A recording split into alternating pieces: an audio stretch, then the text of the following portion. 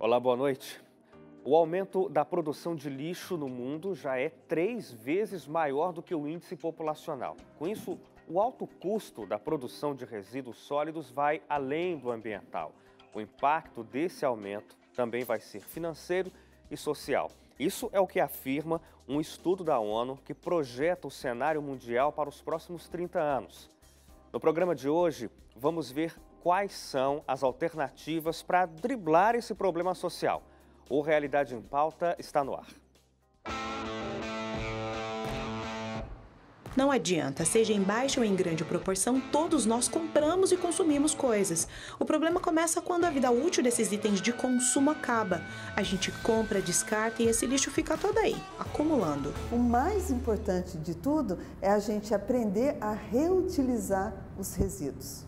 Em Jacareí, interior de São Paulo, com mais de 180 mil habitantes, são produzidas 4 mil toneladas de resíduos por mês, 150 mil quilos de resíduos por dia.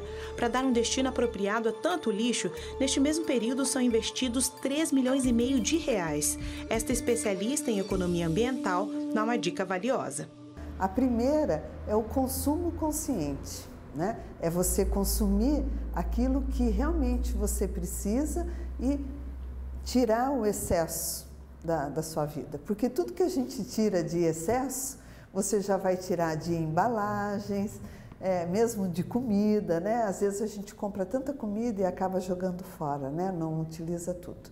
A Juliana utiliza assim: aproveita os restos de comida nas plantas, separa o lixo úmido, que é o lixo comum, do seco, o reciclável, e não mistura os vidros na coleta seletiva comum.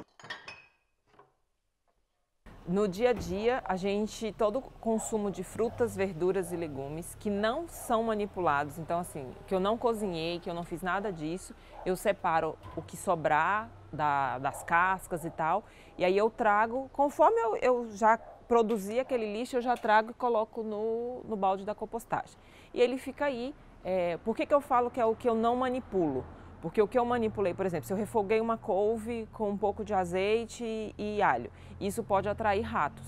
E a couve pura, seca, que eu tirei do talo, o que sobrou, isso não atrai. O segredo para tornar essa consciência uma ação é que as políticas públicas da cidade onde ela mora viabilizam esta prática, o que diminui o descarte de resíduos em lixões e aterros. A prefeitura faz a coleta. Isso faz toda a diferença, porque você tem um incentivo a mais. Porque você separar e não ter para onde descartar adequadamente é ruim. O senhor João Batista que o diga. Se não fosse o local de entrega voluntária, provavelmente ele seria obrigado a descartar o entulho em locais não apropriados. É importante jogar o lixo no lugar certo. E se ele soubesse para onde vai esse entulho, reforçaria ainda mais a consciência ecológica do autônomo. Aqui no interior de São Paulo, além de ter um local próprio para descarte de cada material, o cascalho é moído, preparado e depois vira calçamento para a própria cidade. Eu posso até chamar de gestão intradomicílio a questão do resíduo, isso é importantíssimo. Então, cabe sim ao setor público, às ONGs, às outras associações, orientar melhor a população para ela fazer o descarte correto no sentido dos produtos que ela está comprando, porque quem compra é ela, né? Ela que faz a opção da compra. Se tem alguém que aprendeu a dar importância àquilo que não é valorizado pela maioria, esta pessoa é a Lúcia. Eu tenho a minha casa, eu tenho 4 filhas, 2 casadas, eu tenho 6 netos e eu que batalho para sustentar as minhas 2 filhas que são mais novas e também ajudar meus netos com a reciclagem.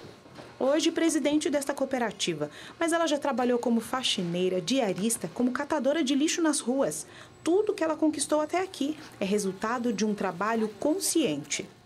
Minha filha quer fazer uma faculdade de medicina.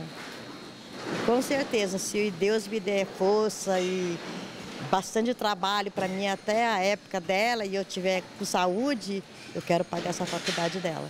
Uma coisa que eu nunca tive, né?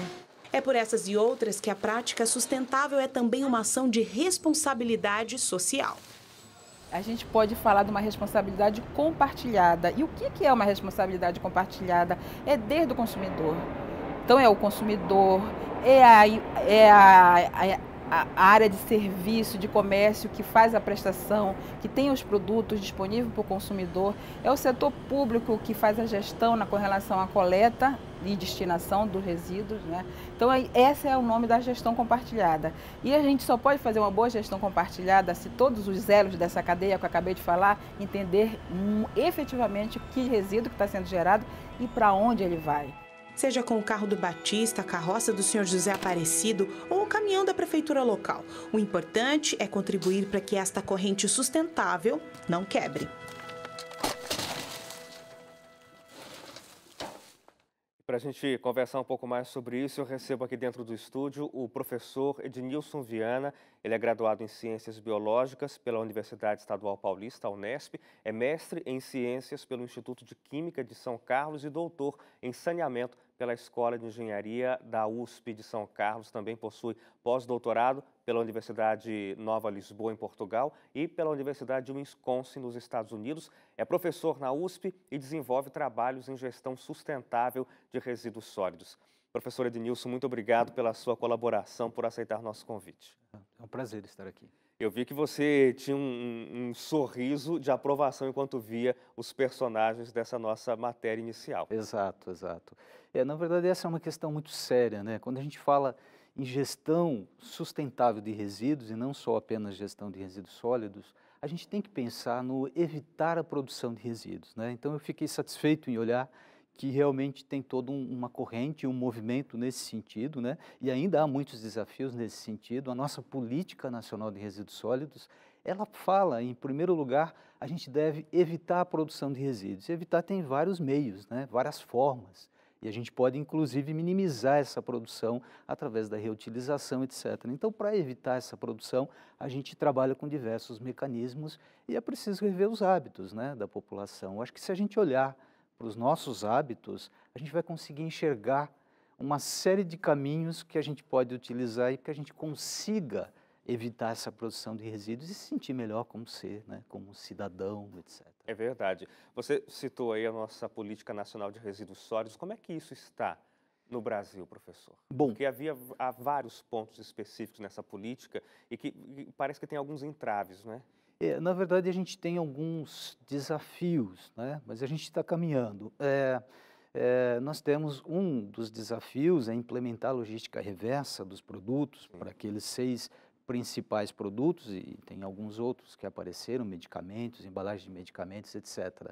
Então, a gente tem alguns desafios da organização do setor, mas isso já está caminhando, os acordos setoriais, para a maioria deles, já foram assinados, então a gente ainda tem um caminho longo a percorrer, mas a gente está na direção certa, né? Um dos grandes desafios também da nossa política, que diferencia de outros países, como a Europa e às vezes até alguns estados nos Estados Unidos, é que a gente tem essa responsabilidade compartilhada, que é justa, todos nós devemos ser responsáveis pelo resíduo que a gente gera.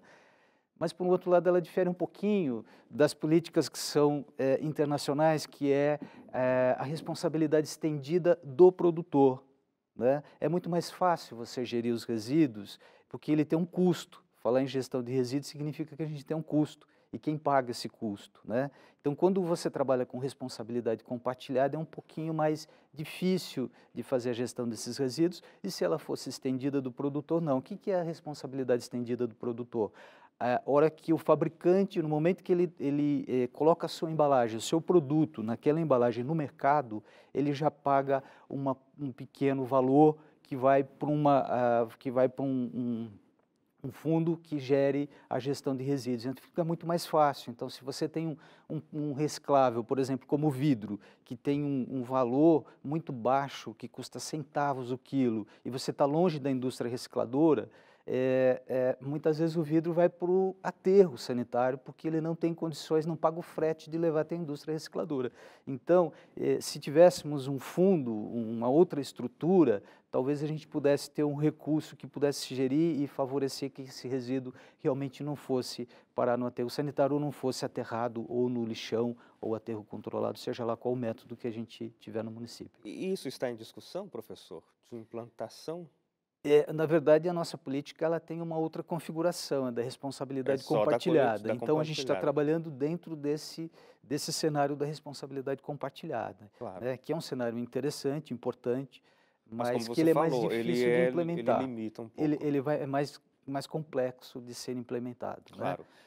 Você citou aí lixões e aterros sanitários. Talvez quem acompanha em casa não vê diferença entre uma coisa e outra. Qual que é a É diferença? verdade. Então, acho que a gente tem que falar o seguinte, que o aterro sanitário é um projeto de engenharia para que a gente confine os resíduos no solo de forma segura, né? Então, ele tem uma série de critérios e obedece normas para isso, tá? Para dar segurança e garantir que aquele resíduo não vai contaminar o solo, nem o recurso hídrico e nem oferecer riscos à saúde pública. Quando a gente fala em lixão e aterro controlado, eles são muito semelhantes, são métodos inadequados, porque eles não têm um critério de confinamento adequado. Então, o lixão é você colocar os resíduos de qualquer forma, em qualquer lugar, você não impermeabiliza o solo, você não compacta os resíduos, então a área que você vai utilizar é imensa, né? Você não coleta o líquido gerado, não trata, não coleta os gases, também não trata, você não tem secamento, você não tem drenagem da água pluvial, enfim, você não tem uma série de medidas que seriam muito importantes para que você confine o resíduo no solo, né? Que a gente chama de aterramento, né? Os lixões, eles, de acordo com o Plano Nacional, eles já deveriam não existir, não é? Verdade. Os lixões já deveriam não existir, e aí eu acho que é mais uma questão que é muito séria, que eu acho que tem que ter um rigor maior nessa questão, né, da fiscalização, da exigência. Eles acabaram sendo prorrogados a substituição de lixões por aterros sanitários, porque nós tínhamos um prazo, a lei é de 2010, era 2014, não atingiu, foi para um outro patamar ali, dependendo do município, vai além de 2020, 2021. Eu penso como pesquisador, né, e que trabalho na área, essa é uma questão que deveria ser levada de forma muito séria, né? A gente não deveria ficar prorrogando os prazos, mas a gente deveria olhar o que realmente aconteceu para que não atingisse, mas que a meta de fato seja atingida, senão a gente fica naquela situação, olha, vai chegar daqui a pouco o novo prazo e eu acho que se eu não tiver de acordo, a gente também consegue prorrogar um pouquinho mais. Eu acho que essa é uma cultura que a gente tem, principalmente no Brasil, e é um dos entraves que a gente tem em termos de gestão de resíduos, que eu acho que deve ser mudado. Eu acho que está na hora de começar a mudar esse tipo de cultura, esse tipo de visão a respeito especificamente da disposição de resíduos, que é o que a gente está falando. Tá? Claro. Professor, a gente faz um intervalo, a gente já continua essa conversa, você Beleza. de casa também, um instante só, em 2 minutos, o Realidade em Pauta volta falando sobre o acúmulo de resíduos no Brasil. A gente volta já.